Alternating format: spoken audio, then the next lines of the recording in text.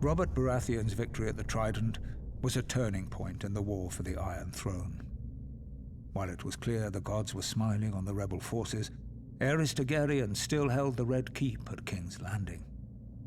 As Robert was wounded and unable to ride, it was up to Eddard Stark to make for the capital and force the Mad King to give up the throne.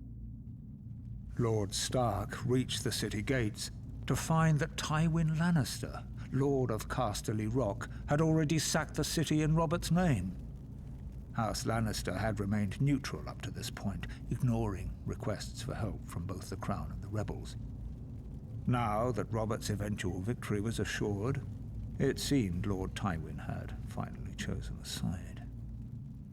Lord Eddard was horrified by what he saw when he entered the city. Homes looted and burned, women raped, scores of innocent citizens killed. Disgusted, he led his force up Visenya's hill to the Red Keep. Upon entering the throne room, he found King Aerys lying in a pool of blood, dead by the hand of his own sworn Kingsguard, Jaime Lannister, who sat brazenly upon the throne. Demanding to know the whereabouts of Queen Rhaela, Lord Eddard was informed the Queen and her son Viserys had been spirited away to Dragonstone before the Lannisters arrived. But other members of the royal family were not as fortunate. Elia, Martell of Dorne, who was the wife of Prince Rhaegar, had been raped and murdered by Ser Cregor Clegane on Lord Tywin's orders. Ser Cregor and his men had also butchered Rhaegar's young children.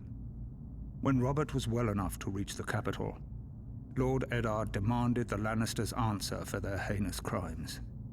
Robert refused, and sent him south to relieve the Baratheon stronghold of Storm's End, which was still under siege by forces loyal to the Crown. Whatever words passed between the two old friends are known only to them, but Lord Eddard is said to have left King's Landing in anger. Later, when Robert was crowned, he appointed Jon Arryn as Hand of the King. Lord Arryn's first order of business was to broker a truce with the Martells of Dorne, who were outraged by the brutal murder of Princess Elia and her children.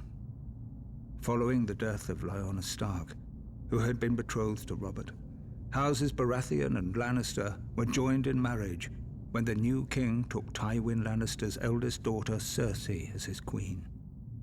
As for Eddard Stark, he returned to his stronghold of Winterfell, forever haunted by his sister's death and the shameful way that Robert had secured his throne.